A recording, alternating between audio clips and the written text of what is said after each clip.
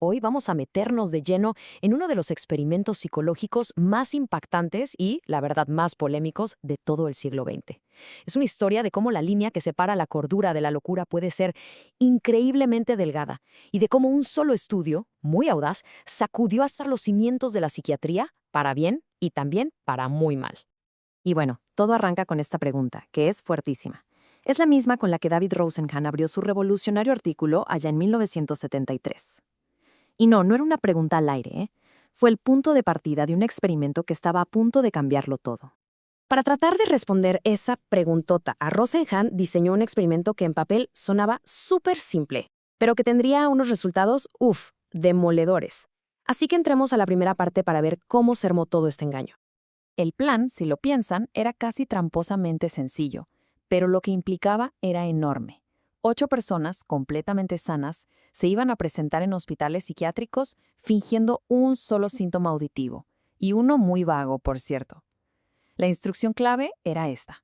En cuanto los admitieran, tenían que dejar de fingir, actuar normal y simplemente esperar a ver cuánto tardaba el personal en cachar el engaño. Ahora, ¿quiénes eran estas personas, estos pseudopacientes? Pues no eran actores ni nada por el estilo. Era un grupo bastante variado que de hecho incluía a profesionales de la salud mental. El mismísimo Rosenhan fue el primero en infiltrarse. Para no sesgar los resultados, ocultaron sus profesiones reales, pero fuera de eso, todo lo demás de sus vidas era 100% auténtico. Y el resultado fue un bombazo, de verdad, impactante. A pesar de que el síntoma era súper vago y de que actuaron normalitos una vez dentro, los 12 hospitales admitieron a todos y cada uno de los 8 pseudopacientes. El personal del hospital no descubrió a ni un solo impostor. Pero aquí viene lo más fuerte. Las etiquetas que les pusieron. Vean esta tabla. A 7 de los 8 los diagnosticaron con esquizofrenia paranoide, que es un trastorno súper grave. Al octavo, con psicosis maníaco-depresiva, lo que hoy conocemos como trastorno bipolar. Y lo más revelador de todo, el personal no consideró cuerdo a ninguno. 0. Una vez que te ponían la etiqueta, ya todo lo que hacías, hasta tomar notas, se veía a través del filtro de tu supuesta enfermedad.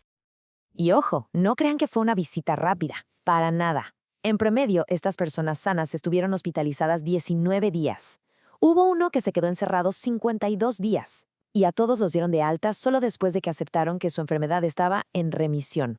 Esto es clave, ¿eh? No es que los vieran como sanos, sino que, para el hospital, la enfermedad seguía ahí, solo que dormida.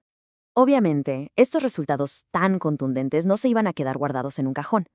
Cuando se publicaron en la prestigiosa revista Science, no fue solo un artículo más.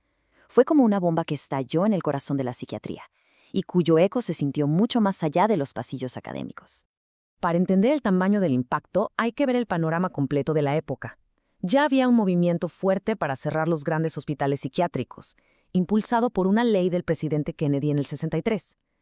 El artículo de Rosenhan llegó en el 73, justo en el momento perfecto para echarle más leña a ese fuego. Y para rematar, solo 2 años después, películas como Atrapados sin salida llevaron estas críticas a todo el mundo. Y esto nos lleva a algo súper curioso, una paradoja total.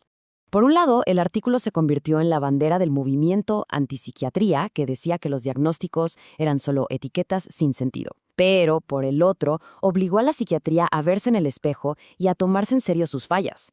De hecho, esto llevó directamente a la creación del DSM-3, un manual que buscaba precisamente hacer los diagnósticos mucho más rigurosos y objetivos. Pero claro, no todo el mundo se lo creyó. Robert Spitzer, quien fue justo la cabeza detrás del DSM-3, fue uno de los críticos más duros de Rosenhan. Su argumento era simple. Si alguien llega a un hospital fingiendo síntomas, pues lo normal es que le den un diagnóstico. Él lo llamó, y de forma muy directa, pseudociencia presentada como ciencia. Y esta crítica fue la que sembró las primeras dudas serias sobre el estudio. Durante décadas, el debate fue sobre qué significaba el estudio, no sobre si era verdad o no. Pero casi 50 años después, la historia iba a dar un giro de tuerca que nadie se esperaba, revelando que el engaño de Rosenhan pudo haber sido mucho, mucho más profundo. Y el giro llegó en 2019, con el libro de la periodista Susana Cahalan. Ella había tenido una experiencia personal muy fuerte con un diagnóstico equivocado, y se obsesionó con el estudio de Rosenhan. Consiguió acceso a sus notas personales, a sus diarios, a cartas que nadie había visto, y lo que encontró iba a cambiar por completo la historia de este famoso experimento.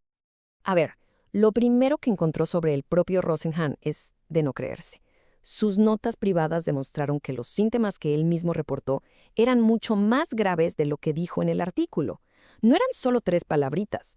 Hablaba de intenciones suicidas y comportamientos súper extraños.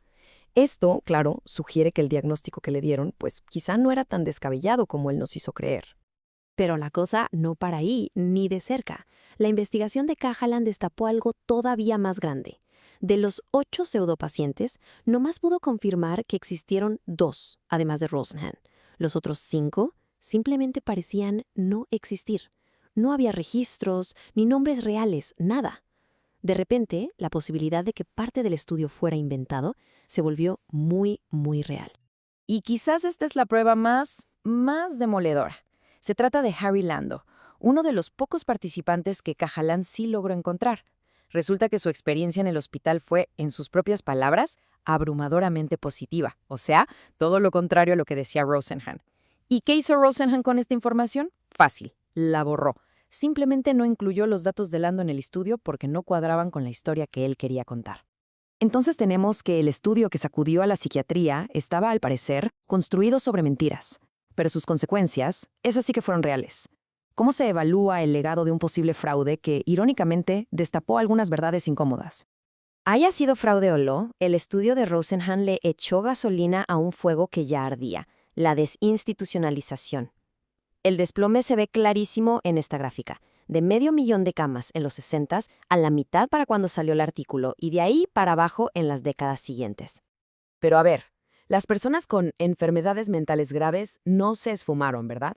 Simplemente se movieron a otro lugar. A este fenómeno se le conoce como transinstitucionalización. O sea, la gente salió de los hospitales psiquiátricos para terminar en otras instituciones, como las prisiones, que no estaban para nada preparadas para atenderlos. Y esta es la cruda realidad de hoy. La falta de camas y de tratamientos ha provocado que las cárceles se conviertan, de facto, en los nuevos manicomios. La cifra es durísima. Hay 10 veces más personas con enfermedades mentales graves en prisiones que en hospitales. Es un resultado trágico, que seguro nadie vio venir. Al final, el legado de Rosenhan es una paradoja súper compleja, un estudio que muy probablemente fue manipulado o hasta fraudulento, pero al mismo tiempo no se puede negar que sí expuso problemas reales de cómo se trataba a la gente y cómo se ponían etiquetas.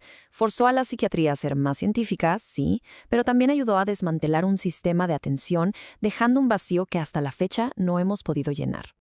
Lo que nos deja con una pregunta fundamental, que es igual de importante hoy que en 1973. La historia de Rosenhan, con todos sus engaños y sus verdades a medias, nos obliga a enfrentar un dilema central. ¿Cómo protegemos los derechos y la autonomía de las personas sin darle la espalda a quienes necesitan desesperadamente un cuidado que, como sociedad, todavía no sabemos cómo dar? Es una pregunta sin respuesta fácil, y el eco de este experimento nos lo recuerda todos los días.